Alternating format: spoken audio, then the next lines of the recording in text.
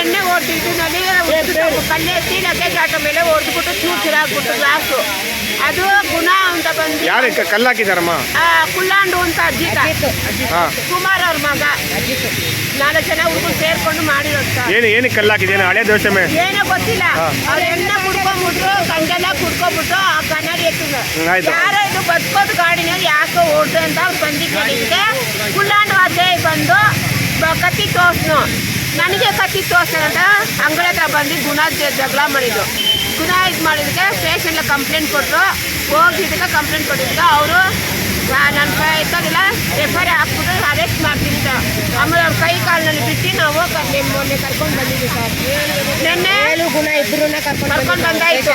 ನಿನ್ನೆ circle inspector ಬಂದು ಮನೆಯೆಲ್ಲ ಚೆಕ್ ಮಾಡ್ಕೊಂಡ್ಬಿಟ್ಟು ಬಂದರು ಸರ್. ಇವತ್ತೂ ಹೋಗಿ ಮಾಡ್ಕೊಂಡು ಬಂದರು ಸರ್. ಸೈನ್ ಮಾಡಿಬಿಟ್ಟು ಬಂದು ಒಂದು 5 ನಿಮಿಷಕ್ಕೆ ಆಗಿರೋದು ಸರ್. ಇದು ಆಗಿರೋದು ಯಾರು ಹೊಡೆದಿದ್ದು ಅವ್ರಿಗೆ? ಅಜಿತ್ ವಿನೋದ್ ಅನ್ನೋರು. ಕುಮಾರ್ ಲ್ಯಾಂಡು ಕುಳ್ಳಾಂಡ ಅಜಿತ್ತು, ವಿನೋದ್, ದೀನಾ ಅವ್ರ ತಂದೆ.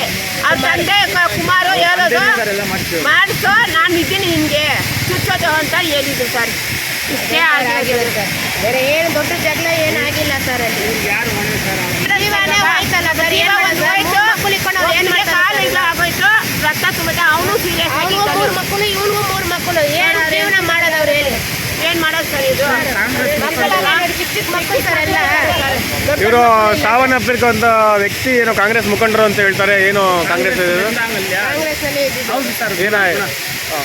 ಕಾಂಗ್ರೆಸ್ಸಲ್ಲೇ ಇದು ಸರ್. ಸರಿ, ನಿಮ್ಮ ಹೆಸರು? ಪದ್ಮಾ ಸರ್. ಅವ್ರ ತಾಯಿನಾ? ಹೌದು ಸರ್. ಮೊನ್ನೆ ದಿವಸ ಒಂದು ಪ್ಯಾಸೆಂಜರ್ ಆಟೋ ಗಾಜಿನ ಹೊಡೆದಾಕಿದ್ದಕ್ಕೆ ಇವ್ರ ಮಗ ಏನು ಗುಣ ಏನು ಮಾಡಿದ್ದಾನೆ ಹೋಗಿ ಅವ್ರ ಹತ್ರ ಕೇಳಿದ್ದಕ್ಕೆ ಗುಣ ಕೇಳಿದ್ದಕ್ಕೆ ಎಕ್ದಮ್ ಚಾಕು ಎತ್ಕೊಂಡು ಚುಚ್ಚಕ್ಕೆ ಬಂದರು. ಏನಕ್ಕೆ ಚುಚ್ಚಕ್ಕೆ ಬಂದ್ರಿ ಅಂತ ಇವ್ರು ಕೇಳಿದಕ್ಕೆ ಪೊಲೀಸ್ ಕಂಪ್ಲೇಂಟ್ ಆಗಿ ದೊಡ್ಡ ಜಗಳ ಆಗಿ ಪೊಲೀಸ್ ಅವರೆಲ್ಲ ಸಂಧಾನ ಮಾಡಿ ಕಳಿಸಿದ್ರು. ಸರಿ, ಇವಾಗ ತಿರ್ಗಾ ಚಾಕು ಇಟ್ಕೊಂಡು ಅವ್ರ ಅಣ್ಣನಿಗೆಲ್ಲ ಹೊಡಿತೀನಿ ಅಂತ ಮಾತಾಡ್ತಾ ಇದ್ರು. ಯಾರು ಇವ್ರು ವಿನೋದ್ ಅವರು, ಅವ್ರ ಫ್ಯಾಮಿಲಿ, ಅವ್ರ ಅಣ್ಣ ತಮ್ಮ ಎಲ್ಲ ಇದೇ ಕೆಲಸ ಸರ್ ಮಾಡೋದು. ಮಗ ಎಲ್ಲರೂ ಇದೇ ಕೆಲಸ ಮಾಡೋದು. ಇವ್ರು ಏನು ಮಾಡೋರೆ, ಇವ್ರು ರಾಜಿ ಮಾಡೋಣ ಅಂತ ಹೋಗಿರೋದು. ರಾಜಿ ಮಾಡಿದ ಅಂತ ಹೋಗೋ ಜಾಗದಲ್ಲಿ ಕುಡಿದ್ಬಿಟ್ಟು ಇಚ್ಬಿಟ್ಟಿದ್ದಾರೆ. ರಾಜಿ ಇಲ್ಲ, ಸ್ಟೇಷನ್ ಸೈನ್ ಪಂಚ್ ಬರಬಹುದು. ಹೋಗಿ ಸ್ಟೇಷನ್ ಸೈನ್ ಮಾಡಿಬಿಟ್ಟು ಬರೋ ಟೈಮಲ್ಲಿ ಈ ಥರ ಮಾಡಿದ್ದಾರೆ ಸರ್. ಇನ್ನೊಂದು ಏನಂದರೆ ಸ್ಟೇಷನ್ ಕರ್ಕೊಂಡೋಗಿ ಅವರು ಒಟ್ಟಿಗೆ ಬೈದಿ ಬುದ್ಧಿ ಹೇಳಿ ಕಳಿಸಿದ್ರು. ಅವ್ರ ಮೇಲೆ ತಪ್ಪಿಲ್ಲ. ಯಾವ ಸ್ಟೇಷನು? ಬೇಡ್ರಾಯನಪುರ ಸ್ಟೇಷನ್. ಅವ್ರ ಮೇಲೆ ಏನು ತಪ್ಪಿಲ್ಲ. ಬಟ್ ಅವರು ಹೇಳಿ ಬೈದಿ ಕಳಿಸೋ ಅವ್ರಿಗೂ ಬೈದರು. ಕೇಸ್ ಹಾಕ್ತೀನಿ ಸಾಹೇಬ್ರು ಹೇಳಿದ್ರು. ನಾವೆಲ್ಲ ಬೇಡ್ಕೊಂಡು ಸರಿ ಆಯಿತು ಪರವಾಗಿಲ್ಲ, ಸರಿ ಆಯ್ತು ಇದೊಂದು ಟ್ರಿಪ್ ಬಿಡ್ತೀನಿ, ಇನ್ನೊಂದು ಸತಿ ಬಂದು ಎಲ್ಲ ಒತ್ತೊಳಗೆ ಹಾಕ್ಬಿಡ್ತೀನಿ ಅಂತ ಹೇಳಿದ್ರು. ಸರಿ, ಕಾಲು ಹಿಡ್ಕೊಂಡು ಎಲ್ಲ ಅವ್ರವ್ರ ಪೇರೆಂಟ್ಸ್ ಕಾಲು ಹಿಡ್ಕೊಂಡು ಸರಿ ಸಮಾಧಾನ ಹೇಳಿದ್ರು. ಬಂದಮೇಲೆ ಅಲ್ಲಿಂದ ಬಂದು ಮೊನ್ನೆ ಬಂದು ಆಗಿ ಇವತ್ತು 2 ದಿನದಿಂದ ಸೈಲೆಂಟ್ ಆಗಿದ್ರು. ಇವತ್ತು ಸಂಜೆ ಗಂಟೆಲ್ಲ ಜೋಬಲ್ಲೇ ಇಟ್ಕೊಂಡು ಸುತ್ಕೊಂಡು ಎಲ್ಲರಿಗೂ ಸುತ್ಕೊಂಡು ಯಾವಾಗ ನೋಡಿದ್ರು ಈ ಥರನೇ ಮಾಡಿದ್ರೆ ಅವ್ರ ಮೇಲೆ ಅದು ಹಳೆ ಕೇಸ್ ಇದೆಯಾ? ವಿನೋದ್ ಮೇಲೆ rowdy sheet already 2 murder case ಇದೆ ಅವನ ಮೇಲೆ. ಇನ್ನೊಂದು ಏನಾಯಿತು ಅಂದರೆ ಅವರೇನೇ ನೋಡಿ ಎಲ್ಲ ಮಾಡಿ ಅವ್ರ ತಂದೆನೇ ಮಾಡ್ತಾ ಇರೋದು ಎಲ್ಲರೂ. ಅವ್ರ ತಂದೆ ಬಸ್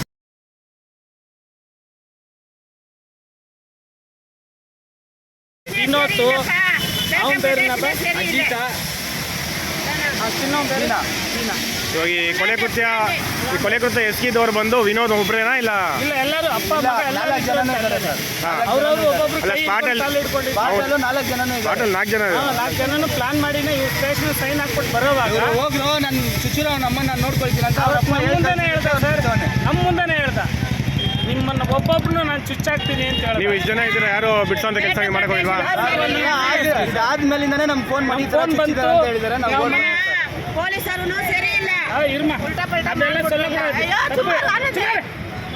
ಅದು ಏನಾಗಿದೆ ಅಂದ್ರೆ ಅವರು ಹೇಳಿ ಕಳಿಸಿರೋದೇನು ತಪ್ಪಿಲ್ಲ. ಆದ್ರೆ ಇವ್ರು ಮಾಡಿರೋದು ಪ್ಲಾನ್ ಮಾಡಿ ಮಕ್ಕಳಿದ್ದಾರೆ ಸರ್. 1.5 ವಯಸ್ಸು ಮಕ್ಕಳಿದ್ದಾರೆ ಸರ್. 3 ಜನ ಇದೆ. ಸರಿ ಸರ್, ನಿಮ್ಮ ಹೆಸರು? ಆನಂದ್ ರಾಜು ಸರ್.